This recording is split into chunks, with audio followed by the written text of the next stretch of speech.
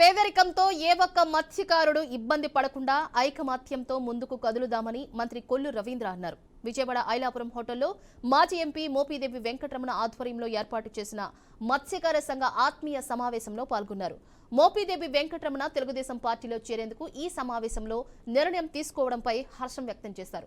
మన సామాజిక వర్గంలో పేదరికం ఎక్కువగా ఉందని, దానిని సమూలంగా తుడిచిపెట్టేందుకు అందరం నడుం బిగించాల్సిన అవసరం ఎంతైనా ఉందని మంత్రి రవీంద్ర అన్నారు.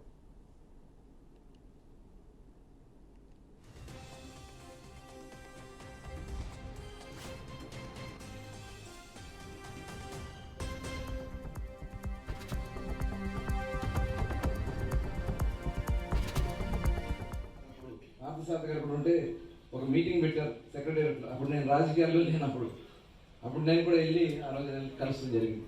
అలాగే ఆర్థికంగా, ఎందుకంటే ఇవాళ చాలా ఫండ్స్ ఉన్నాయి, కేంద్ర ప్రభుత్వం ఫండ్స్ ఉన్నాయి. ఇవాళ మనకి 3,000 కోట్ల రూపాయలు ఫుడ్ ప్రాసెసింగ్ ఉన్నాయి. ప్రాసెసింగ్ ప్లాంట్లు ఎవరన్నా ఒక్కరికన్నా ఉందండి. వృత్తి మంది, పట్టేది మనం, తెచ్చేది మనం. ఎక్కడన్నా ఒక్కరికన్నా ప్రాసెసింగ్ ప్లాంట్ ఉందా?